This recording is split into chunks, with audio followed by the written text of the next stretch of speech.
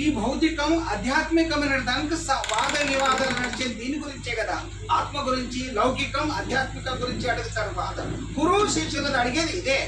వాస్తవికంగా పంచభూతం, ఈ పంచభూతం తయారైనటువంటిది మానవ శరీరం. ఈ శరీరంలో ఉన్నటువంటి శక్తి గల చైతన్యాత్మ, ఆత్మ ఉంటేనే కదా మాట్లాడతావు. అందుకు అది పరిచయం మనిషికి లేదు. ఈ యొక్క జగత్తుల సమస్త ప్రాణికోటి, జీవ జంతు పక్షి ప్రాణి క్రిమి కీట 84 లక్షల జీవరాశుల అన్ని జన్మాలు ఉన్నాయి. దానిలో మానవ జన్మ ఒకటి ఇడిసి అన్ని జన్మాలు ఉన్నాయి. కానీ ఈ జగత్తుకు అన్ని చేసిన ఆ పరమాత్మకు సంతృప్తి సమాధానం అనేటటువంటి సుందరంగా కనిపించలేదు సృష్టి. మానవునికొక్కనికి తయారు చేసినాక అప్పుడు సంపూర్తి అయింది 84 లక్షలు. 84 లక్షలు సంపూర్తి అయింది. అందులో ఉత్తమమైంది ఒక మనిషి జన్మ. ఆ జన్మకు ఇయ్యలేనటువంటి శక్తి మనిషికి ఇచ్చిండు. ఏంటి అంటే నన్ను గుర్తుపట్టాలి. ఈ పృథ్వీలో నీ యొక్క మానవ రూపం నీకు తీర్చిదిద్దినందుకు సమస్త జీవ జంతువులకు, మనుషులు, దేవతలకు నన్ను గుర్తుపట్టేటటువంటి సామర్థ్యం నీ ఒక్కడికే ఇస్తున్నాననేటటువంటి నిదర్శనాన్ని ఇచ్చి భగవంతుడు ఈ మానవ జన్మను తయారు చేసిండు. చేసిన తర్వాత గ్రహించగలిగేటటువంటి శక్తి, రహస్యాలు, తన్ను తాను ఎదిగేటటువంటి తత్వం సారస్సు సృష్టి ప్రారంభమైంది. కనుక ఇలాగనే సృష్టి నడిచిన తర్వాత ఆ ఒక్క యుగంలో తలుసుకున్న తక్షణమే ముందు నిలబడి ప్రత్యక్షమయ్యే యుగం అది. అది సమతాభావం యుగం. కనుక సంకల్పించిన తక్షణమే కనిపించేటటువంటి యుగం. ఇలాగనే ఆ ఒక్క యుగం పరంపరంగా బోధించేటటువంటి శివ నిరాకార నిర్గుణ స్వరూపంగా ఉన్నటువంటి స్థితిగతిలో ఉన్న సంహార రూపంలో సదా ఎల్లవేళలా ఒక రహస్యం ఉంటుంది. మీకు నిరాకారం చూపించాలంటే ఒక సాకార రూపంలో చూస్తే అర్థమైంది. ఎట్లా అంటే అది ఒక ఫోటో, చిత్ర కలర్ ఫోటో రూపంలో చూపిస్తే అప్పుడు నిజము అనేది గ్రహించగలుగుతారు. జ్ఞానం ఉంది నిరాకారం, దాన్ని సాకార రూపంలో మీకు చూపిస్తే అక్షర రూపంలో పద్యము అవుతుంది, పాట అవుతుంది, అది ఒక వచనం అవుతుంది. ఆ విధంగా సాకార రూపంలో రాస్తే అది వచనమని, పద్యమని, పాట అని మరియు గ్రంథమని అని పిలువబడుతుంది. అలాగా అది నిరాకార నిర్గుణమైనటువంటి జ్ఞానం మస్తకంలో ఉన్నది. పుస్తకంతో హస్తకంలో పట్టుకొని మస్తకంలో మళ్ళీ ఆడిపోవడానికే ఇచ్చినటువంటి ధర్మ సందేశం, ధర్మ గ్రంథం ఈ యొక్క భగవద్గీత. త్యాగమైన సంకేతం. గీత అంటే త్యాగి అని అర్థం. దీనికి భక్తి మొదటి మెట్టు. భక్తి తర్వాత జ్ఞానం. భక్తి సంపూర్ణ భక్తి. భక్తి ఎట్లా చేయమండు అంటే సాత్విక భక్తి చేయాలి. సాత్విక భక్తి, భక్తిలో భక్తి, సాత్విక భక్తి. భక్తిలో 9 రకాలు ఉంటుంది. అయితే ఈ భక్తి సాత్విక భక్తి నుంచి మొదలు కావాలి. కనుక ఇది మనిషికి 3 భక్తితో కారాలి. 3 భక్తి అయితే చిక్కేస్తుంది. 3 అంటే ఏంటి తెలుసా? 3 అంటే మంచు పడుతుంది కదా చలికాలంలో. అది మంచి కమ్మేసినప్పుడు కాలు లేపలేం, చేయి లేపలేం, ముందు అడుగు పెట్టలేం. అంతా ఐసులాగా ఉంటుంది కదా మంచు. మంచు అంటే తెలుస్తుంది కదా. అట్లా ఇది 3 భక్తి అనేటటువంటిది ఎప్పుడు ఉంటుంది అంటే మనిషికి వాస్తవికంగా చలికాలంలో మంచు పడ్డప్పుడు పుట్టుబట్టిన మనిషి కాలు తిమిరి, చేయి తిమిరి పట్టినప్పుడు చేయి తీసి పక్క కూడా పెట్టలేము, కాలు పెట్టలేము. అట్లా తిమిరి కాలు పట్టినప్పుడు ఎట్లుంటుంది? తిమిరి కాలు పెట్టిన కాలు తిమిరి పెట్టిన వాళ్ళు ఉన్నారు కదా, మీకు తెలుసు కదా. అట్లా ఆ కాలు తిమిరి పెట్టినప్పుడు ఆ కాలు ఉంటుంది. ఇప్పుడు చూడడానికి వాస్తవం ఇంతే. కానీ తిమిరి పెట్టినప్పుడు ముందు అడుగు పెట్టలేము. పెట్టినా కూడా ఎంత ఉంటుంది ఆ కాలు అంటే ఇంత పెద్దగా ఉంటుంది. ఆ కాలు తీసి పెట్టాలంటే ఇంత పెద్దగా కనిపిస్తుంది. తిమిరి పెట్టిన వాళ్ళకి కాదు చేయి చూసుకొని. అట్లా తిమిరి మళ్ళీ పోయిన తర్వాత ఎట్లున్న కాలు యథావిధిగా అవుతుంది. అలాగనే ఈ యొక్క భావికంగా 3 భక్తి చేసేది అంటే వాస్తవికంగా ఈ విధంగా తిమిరిలో ఉన్నటువంటి 3 భక్తిలో ఇలా ఉంటాడు మనిషి. అయితే సరళ భక్తి ఎట్లుందంటే ఆ తిమిరి ఉంది కదా, తిమిరము అంటే ఈ మంచు. ఒక మంచు వచ్చినప్పుడు ఆ గడ్డి మీద, ఆకు మీద అంతా మంచు పడినప్పుడు మంచు మంచు మంచు కనిపిస్తే అలా సూర్యోదయం తక్షణమే దాని మీద ఒక్కొక్క చుక్క చుక్క చుక్క కనిపిస్తుంది మంచిగా. సంపూర్తిగా సూర్యుడు ప్రకాశించినప్పుడు ఆ దాని మీద పడ్డ చినుకులు కూడా మటుమాయమైపోతాయి. ఉంటాయా? గడ్డి మీద ఆకు మీద ఉంటాయా? సూర్యుడు కూడా ఉదయించగానే మొత్తం మంచంతా కరిగిపోతుంది. అట్లనే మనిషికి కూడా అజ్ఞాన అంధకారం మూఢాచారం నీతి భ్రాంతి అయినది పోతాయి. అప్పుడు అజ్ఞానం అంటే అ అనేది ఒకటి, అహం భావం, అహం బ్రహ్మస్తి, అహం అనేటటువంటి ఒక్కటి అక్షరం పక్కన చూస్తే నీకు లేదు జ్ఞానమే. అందుకు నేను అజ్ఞానిని అంటే సంపూర్తిగా తెలవలేనంత వరకు ఆ జ్ఞానిని. మరి ఆ ఒకటి తీస్తే అహంభావం ఒకటి తీస్తే సమసత్వను మన సమష్టి సృష్టి ఇది. ఈ సృష్టిలో నేను ఈ సృష్టిలో ఉన్నా, నీ మహా ఇల్లు, నీ ఇంట్లో నాదొక చిన్న ఇల్లు, నీ యొక్క విశేషమైనటువంటి ఈ బ్రహ్మాండం, దానిలో నాకు ఒక గ్లాసు నీళ్ళు తీసుకున్నా, నీ నీళ్ళు తీసుకొని నీకు సమర్పించి పుణ్యం సంపాదించుకునేటటువంటి సువర్ణ అవకాశం నాకు దొరికింది. పరమాత్మాని జీవనం బతకాలి ఈ జగత్తులో.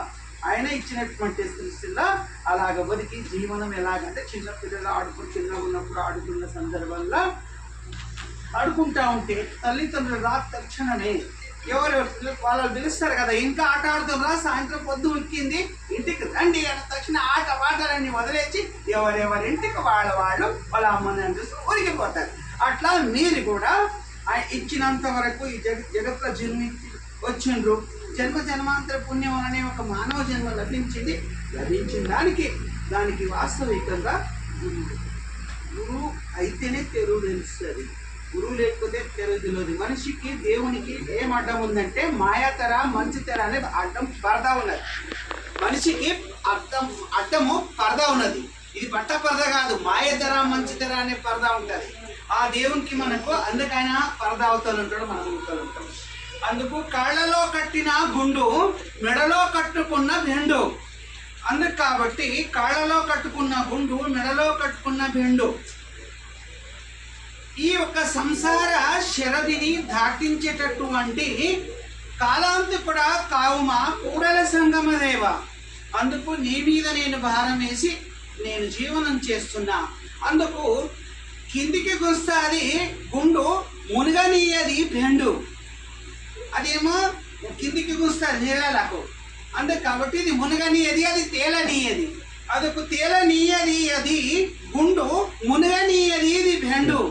అందుకు సంసార సాగరమును దాటించు కాలాంతకుడు కావుమా కూడల సంగమ దేవా అనే విశేషత వాక్యమును విశ్వగురు మంత్రపురుష బసవಣ್ణ గారు లోకానికి ఇచ్చినటువంటి సందేశ వాక్యం ఇది. అందుకు కాబట్టి అలాగనే మీరు కూడా ఈ యొక్క సంసారం అనేటటువంటి శరధిలో ఉండు. కాళ్ళలో కట్టుకున్నది గుండు, మెడలో కట్టుకున్నది పారమార్థికం అనే బెండు. గురు సన్మార్గం అనే బెండు, సంసారం అనే కాళ్ళలో కట్టుకున్నది గుండు.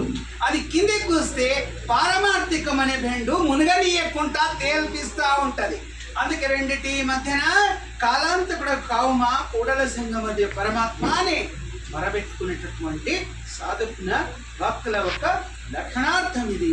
అందుకు గురువు శిష్య అనేది కృష్ణ అర్జున అనేటటువంటి భావార్థం ఇది. అందుకు కాబట్టి తెలుసుకొని జన్మమును ధన్యం చేసుకునేటటువంటి సువర్ణ అవకాశం అన్ని జన్మమునకెళ్ళి మానవ జన్మనే ఉత్తమమైన జన్మ. యా ప్రాణికి వెళ్ళినటువంటి శక్తి మానవునికి ఇవ్వబడింది. ఏం శక్తి అది అంటే వివేక శక్తి, వాక్ శక్తి. యా జీవ జంతువుకి లేదు ఆ శక్తి యొక్క మనిషికే ఇవ్వబడింది.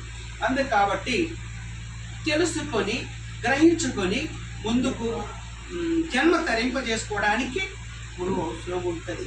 అందుకు గురువు చూపించనిది కనిపించదన్నా చాటి చెప్పినది ముక్తి. 6 శాస్త్రాలు చదివిననేమి 18 పురాణాలు తెరవేసిననేమి సరిపోయిందయ్యా భుక్తి. అందుకు కాబట్టి గురువు చూపించనిది కనిపించదన్నా చాటి చెప్పినది ముక్తి అనేటటువంటి విశేషతను గ్రహించుకొని కనుక హు అంటే గుణవర్జితం, అజ్ఞానం, అంధకారం. మరి రు అంటే స్వయం ప్రకాశం, వెలుగు అని అర్థం. అజ్ఞాన అంధకారాన్ని పటాపంచలు చేసి ఆ వెలుగు తత్వంలో తీసుకెళ్ళేటటువంటి తత్వ పదమే గురు. ఈ రెండు భావార్థాలు గురువు అని అర్థం. కాబట్టి విశేషంగా గురు సన్మార్గంలో పరమాత్మని చరణాలు చేరేటటువంటి మార్గం ఒక మానవ జన్మ తెలుసుకొని ఈ భారత అవనిలో సత్పురుషులు, మహాత్ములు, యోగులు, ఋషులు, గురువులు జన్మించినటువంటి భారత అవనిది. ఈ అవనిలో అంతా పుట్టి సత్సంగములో పాల్గొని జన్మధన్యం చేసుకునేటటువంటి మానవుని కర్తవ్యాలు. అందుకు కృషి కాయకము పని. ఈ యొక్క తను కోసము కృషి కాయకము చేయాలి.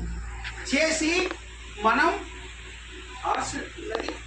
మాతృదేవో పితృదేవో ఆచార్యదేవో అతిథిదేవో అనేటటువంటి తత్వ విశేషత ప్రకారంగా జన్మ ఇచ్చిన తల్లిదండ్రిని చూసి జ్ఞానం ఇచ్చినటువంటి గురువును గ్రహించి అతిథి రూపముల ఆకలి చూసి అన్నము, రూపు చూసి నీళ్ళేసి ఇచ్చేటటువంటి గ్రహించుకొని గురు సన్మార్గం నడుచుకోవడం శ్రవణ మనన నిధిధ్యాస. శ్రవణ అంటే వినడం, మనన అంటే గ్రహించడం, నిధిధ్యాస అంటే సత్సంగంలో విన్నది మెమరీలో రికార్డ్ చేసుకొని సంసార సాగరంలో అప్పుడప్పుడు మనిషికి చేలలో వ్యవసాయంలో చేస్తూ ఉండంగా పని నాగలికి గుంటుకు రాళ్ళు రప్పలు తలిగి పలుగుకు నాగలికి మొండు అవుతుంది. మళ్ళా కమ్మరి దగ్గర కొలిమిలో పెట్టి సాటి వేసుకుంటే మళ్ళీ ఎట్లా నడుస్తుంది? సత్సంగం అనేటటువంటి ఈ కొలిమిలో పెట్టి దాన్ని సాటి వేసుకుంటే మళ్ళీ ఫాస్ట్గా నడుస్తుంది అనమాట. అదే సత్సంగం చేస్తారు. లేకుంటే మొండి నాగలి మొండి పలుగుతో చేను రొప్పలేం కదా. అది ఇప్పుడు ఎడ్డుది ఉండే ఎడ్డు పెట్టి ట్రాక్టర్ చేసే మిషనరీ దానికైనా కావాలే కదా. అవి లేకుండా దున్నలేదు అది కూడా. అలాగనే ఈ జన్మ అనేటటువంటి ఇంత విశేషమైన జన్మ, ఈ జన్మ చేసుకోకుండా ఇలాగనే పరంపరంగా గురువు కథత్వ పరంపరంగా తమ తమ జన్మ జ్యోతి, ఇప్పుడు ఇంతవరకు జ్యోతి ఆ జ్యోతికి జ్యోతి ముట్టిస్తారు. జ్యోతి ముట్టించి ఇక ఆ వెలుగు ప్రకాశంలో జ్యోతికి జ్యోతి ముట్టించి ఇది ప్రకాశ ఎట్లా ముట్టిస్తారు? జ్యోతి సే జ్యోతి జగాతే చలో, జ్ఞానికే గంగ బహాతే చలో. జ్యోతి నుంచి జ్యోతి ముట్టించుకుంటావో మరి జ్ఞానం అనేటటువంటి గంగ పార్పించుతా పోతే వాడుకపోయినా మొలుపులకు కూడా చైతన్యవంతకంగా పంటకు ఎట్లా నీరు ఇడిస్తే చైతన్యవంతంగా అయి ఆకు ప్రసరింపై కొమ్మలై పూత ఊసి కాస్తుంది. ఎట్లనో ఆచారానికి పూత కాస్తుంది. వృత్తి అనేటటువంటి హృదయంలో గురువు అనే బీజమును వేసి పరమాత్మని ఆ దగ్గర ఆచార విచారానికి పూత ఊసి నిష్పత్తి పరిపూర్ణమైనటువంటి నిష్పత్తి అనేటటువంటి పండు అయితే వృధా కాకుండా భూమి మీద ఆ వృక్షము నుంచి తెగి కింద పడేటప్పుడు పరమాత్ముడు వృధా కాకూడదు, ఈ పండు పరిపక్వమైందని నాకు కావాలని ఎత్తుకుంటాడు అప్పుడు ఆ ఆత్మకు. అలాగా గురు పరంపర అనేటటువంటిది ఇలాగా గురువు చెప్పిన మార్గదర్శనం నడుచుకొని ఆయన మాంసం పిండం మంత్రపిండంగా తీర్చిదిద్దినటువంటి గురు కర్తవ్యం. ఇక ముందు మహాపిండము అనేటటువంటి